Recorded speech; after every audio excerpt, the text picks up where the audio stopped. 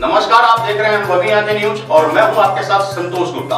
झारखंड में क्या हुआ आज कुछ खास, देखिए। झारखंड के बोकारो में भाजपा के प्रत्याशी योगेश्वर महतो से हमारे संवाददाता गरुराम महतो ने बात की है। क्या कुछ उन्होंने बातचीत के दौरान कहा, देखिए इस खास रिपोर्ट में। अभी हमारे सामने बेरमो विधानसभा के प्रत्याशी हैं योगेश्वर महतो बाटू। ये जो है पूर्व से ही जो है यहाँ के बीजेपी से विधायक भी रह चुके हैं और इन्होंने अपने विधानसभा क्षेत्र में क्या कार्य किए हैं, क्या नहीं किए हैं, ये यहाँ के जनता देख चुकी है।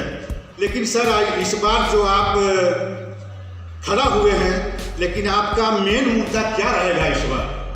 देखिए, मुख्य मुद्दा जो है बेरमो में बहुत सारी समस्याएं हैं। कुछ समस्याओं का समाधान मैंने किया है, कुछ अधूरे हैं। अब 2005 में हम पहली बार विधायक बने। विधायक बनने के बाद में उसके पहले का इतिहास बेरमो विधानसभा का आप देखेंगे तो एक भी दामोदर में पुल नहीं था, खांजो नदी में एक पुल नहीं था, जामलता में एक पुल नहीं था, गरगा नदी की हालत वैसे थी। जो भी नदी नाले थे एक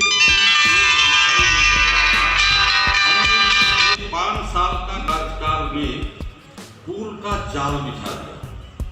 जलेबी प्रखंड में तो कोई अब पुल बनाने की आवश्यकता नहीं है, सारे नदियों को हमने जोड़ दिया है। तो सर कार्य आपने किए हैं सर एक सवाल यहाँ पर है कि जैसा आपको देखने को मिल रहा है इसी देश में, चाहे बोकारो में भी एक ने ये नहीं कि हम आपकी बड़ाई कर रहे हैं कि यहाँ पर जितने भी मतलब नेता हैं या सांसद हैं, सब पर न किसी तरह का गंभीर आरोप लगे।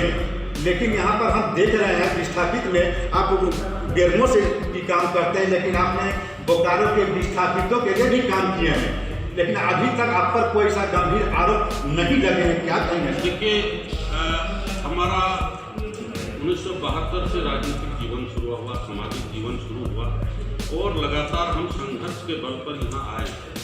और मैं कोई ऐसा आज तक मेरे को कोई भी आदमी यह नहीं कर सकता है कि मैंने किसी का बुराई किया या मेरे ऊपर एक पैसे का भी कोई आरोप है। ये मेरे लिए कहीं सौभाग्य की भी बात है। बहुत बुरे परिस्थिति में गुजरते हुए भी हमने कोई ऐसा गलत काम नहीं किया जो हम पर कोई अंगुली उठावे, ये तो है। दूसरा विषय है, आप देखिए हमारे इस क्षेत्र के अंदर में मजदूर आंदोलन से भी हम जुड़े रहे। हम स्वयं बोकारो स्टील प्लांट से विस्थापित हैं और विस्थापित के दर्द को हम समझते हैं, इसलिए विधानसभा में 2 टर्म हमको मिला। मैंने विस्थापित आयोग बनाने की बात की, विस्थापितों की समस्या पर लगातार बात किया, वो चाहे CCL हो, BCCL हो, ECL हो, चाहे HTC हो, चाहे DVC हो और चाहे बोकारो स्टील प्लांट हो। और मेरा एक बहुत बड़ा मुद्दा है कि विस्थापित आयोग के बगैर विस्थापितों का मूल समस्या का समाधान नहीं है। देश के कुछ प्रदेश में बीजेपी के नेताओं ने छवि को धूमिल किया है, इससे आपका क्या फर्क पड़ने वाला? उससे हमारा कोई फर्क नहीं पड़ेगा। इसलिए फर्क नहीं पड़ेगा, देखिए जो कर्म आधारित व्यक्ति होता है, जो जैसा करेगा वो वैसा पाएगा, तो वो उसमें हमारा कोई प्रश्न नहीं है। मैं अपने जीवन को कैसे स्थापित करूं, ये मेरा जीवन था। यह जीवन सार्थक कैसे हो, मैं उसके पीछे काम करता हूं।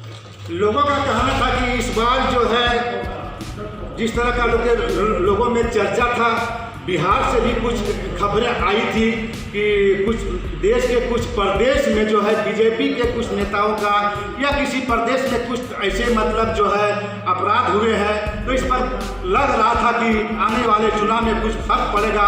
लेकिन हमारे सामने जो है इस बार जो प्रत्याशी ने कहा जो जैसा कर्म करेगा वैसा फर्क पड़ेगा और हम पर कोई प्रभाव पड़ने वाला नहीं है। आपको बता दें कि मोदी फैक्टर आज भी लागू है, मोदी का जादू आज भी कायम है और यही वजह है कि जनता में मोदी के प्रति भरोसा और प्रत्याशियों के प्रति उनका आकर्षण कम नहीं हो रहा है। देखना दिलचस्प होगा कि क्या भाजपा प्रत्याशी योगेश्वर महतो बडुल क्या यहाँ जीत दर्ज कर पाएंगे।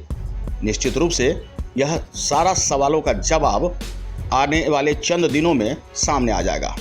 बहरहाल कहीं मत जाइए, हमारे साथ बने रहिए और देखते रहिए अनुभवी आंखें न्यूज, क्योंकि यह है आपका चैनल, आपकी आवाज़। अगर आपने अब तक हमारा चैनल सब्सक्राइब नहीं किया है तो सब्सक्राइब करें और बेल आइकन अवश्य दबाएं ताकि खबरों का नोटिफिकेशन आपको मिलता रहे।